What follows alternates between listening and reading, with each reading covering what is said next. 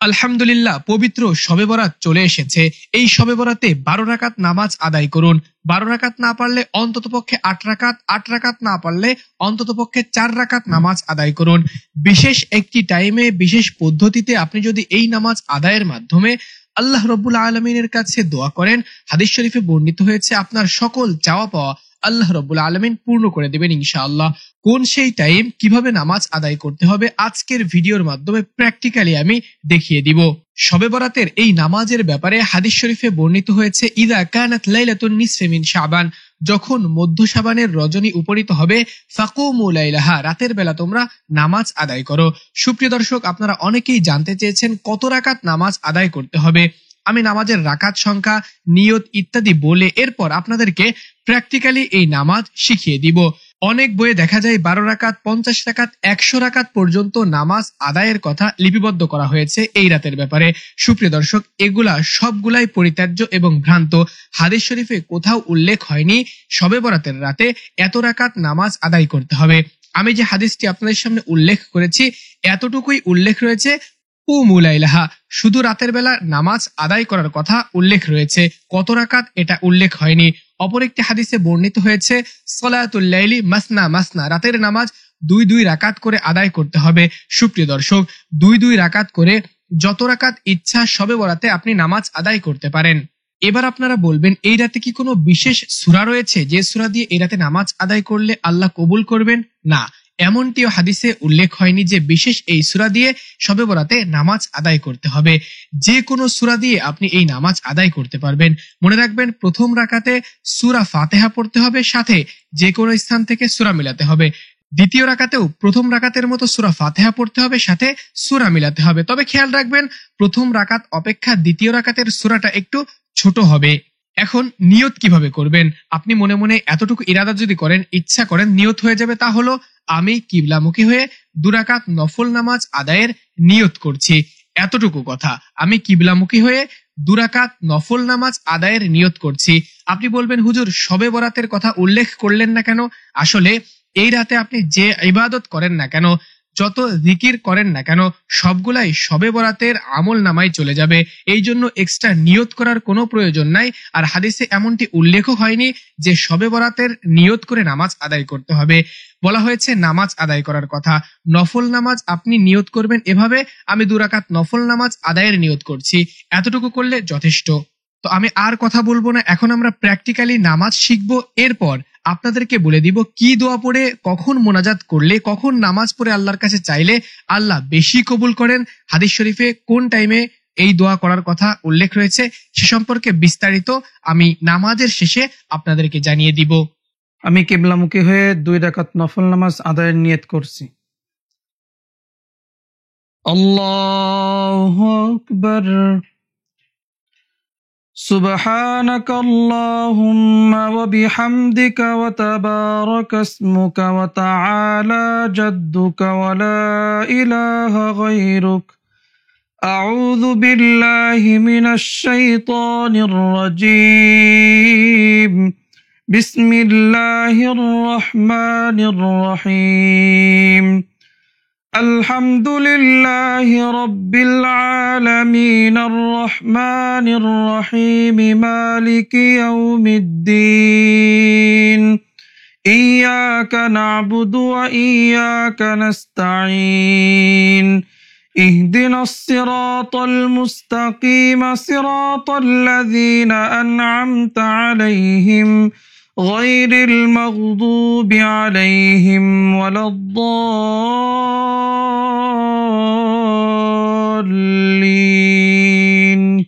آمين.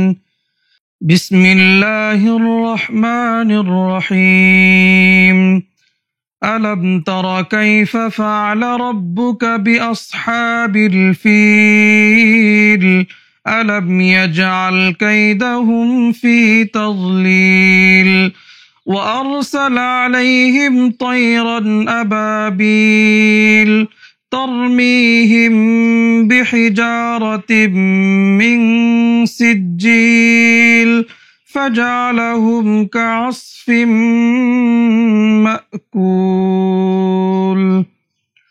الله أكبر سبحان ربي العظيم سبحان ربي العظيم سبحان ربي العظيم سمع الله لمن حمده ربنا لك الحمد حمدا كثيرا طيبا مباركا فيه الله أكبر سبحان ربي الأعلى سبحان ربي الأعلى سبحان ربي الأعلى الله أكبر الله أكبر سبحان ربي الأعلى سبحان ربي الأعلى سبحان ربي الأعلى الله أكبر بسم الله الرحمن الرحيم الحمد لله رب العالمين الرحمن الرحيم مالك يوم الدين إياك نعبد وإياك نستعين اهدنا الصراط المستقيم صراط الذين أنعمت عليهم غير المغضوب عليهم ولا الضالين آمين بسم الله الرحمن الرحيم إذا جاء نصر الله والفتح ورأيت الناس يدخلون في دين الله أفواجا فسبح بحمد ربك واستغفره إنه كان توابا الله أكبر سبحان ربي العظيم سبحان ربي العظيم سبحان ربي العظيم سمع الله لمن حمده ربنا لك الحمد حمدا كثيرا طيبا مباركا فيه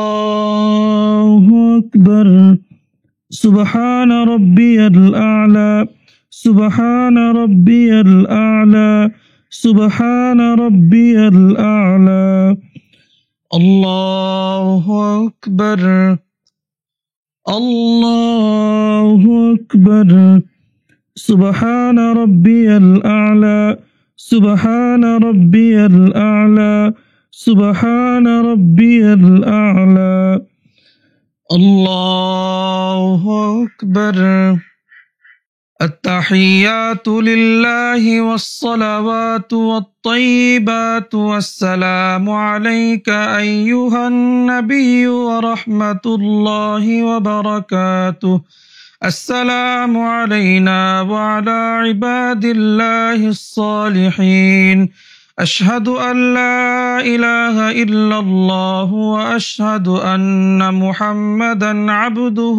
ورسوله اللهم صل على محمد وعلى آل محمد كما صليت على إبراهيم وعلى آل إبراهيم إنك حميد مجيد اللهم بارك على محمد وعلى آل محمد كما باركت على إبراهيم وعلى آل إبراهيم إنك حميد مجيد اللهم إني ظلمت نفسي ظلما كثيرا ولا يغفر الذنوب إلا أنت فاغفر لي مغفرة من عندك وارحمني إنك أنت الغفور الرحيم السلام عليكم ورحمة الله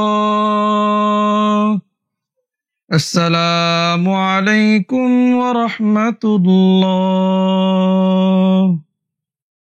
সুপ্রিয় দর্শক, এখন আমরা জানবো কোন বিশেষ টাইমে এই নামাজ পড়ে আল্লাহ রাব্বুল আলামিনের কাছে চাইলে আল্লাহ অধিক দ্রুত কবুল করে থাকেন।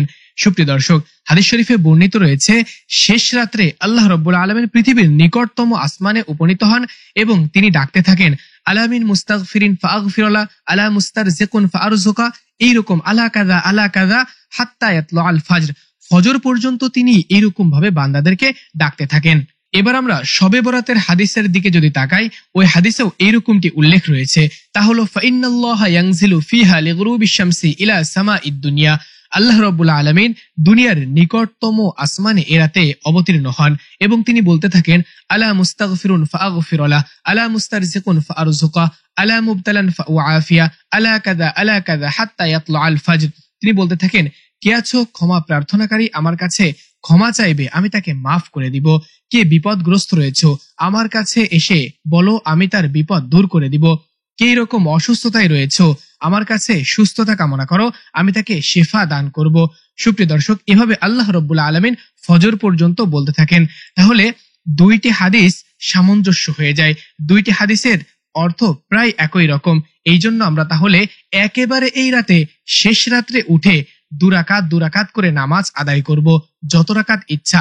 নামাজ আদায়ের পরে এরপর আমরা দোয়া করব। দোয়া করার পূর্বে যে কাজটি করবেন সেটা হলো ইস্তেগফার পড়ে নেবেন। যে দোয়াটির কথা আমি বলছিলাম সেই দোয়াটি হলো ইস্তেগফার।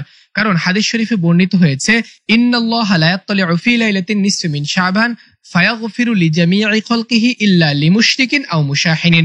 মধ্য শাবানের রজনীতে আল্লাহ রাব্বুল আলামিন সকলকে, তার সৃষ্টির সকলকে সাধারণ ক্ষমা ঘোষণা করেন, দুই শ্রেণীর মানুষ ব্যতীত। সেই দুই শ্রেণী হলো মুশরিক এবং হিংসুক। তাহলে আমার মধ্যে এই দুই শ্রেণীর রোগ আছে কিনা আমি জানি না। এই জন্য ক্ষমা প্রার্থনা করে পরিপূর্ণ পাকসাফ হয়ে আল্লাহ রাব্বুল আলামিনের কাছে চাইলে অবশ্যই আল্লাহ রাব্বুল আলামিন আমার আপনার চাওয়াগুলা পূরণ করে দিবেন। তো সুপ্রিয় দর্শক, আমি একটু ক্লিয়ারলি বলে দিই, যখন সূর্য অস্ত যাবে তখন থেকে চাইলে আপনি নামাজ আদায় করতে পারেন, তবে শেষ রাত্রে উঠে অবশ্যই তাহাজ্জুদের নামাজ মনে করে আপনি দুই রাকাত করে নামাজ আদায় করার পরে 3 বার ইস্তেগফার পড়ার পরে আল্লাহ রাব্বুল আলামিনের কাছে চাইবেন আপনার যত চাওয়া রয়েছে। আরবিতে চাইতে হবে এমনটি কোথাও উল্লেখ হয়নি, বাংলাতে আপনি যা জানেন ওইটা বলে বাংলাতে আপনি চাইবেন, ইনশাআল্লাহ আল্লাহ রাব্বুল আলামিন আপনার চাওয়া পাওয়া পূর্ণ করে দিবেন। কেমন লেগেছে নিচে কমেন্ট বক্সে কমেন্ট করে জানাবেন, ভিডিও অবশ্যই শেয়ার করে রাখবেন। আসসালামু আলাইকুম ওয়া রাহমাতুল্লাহ।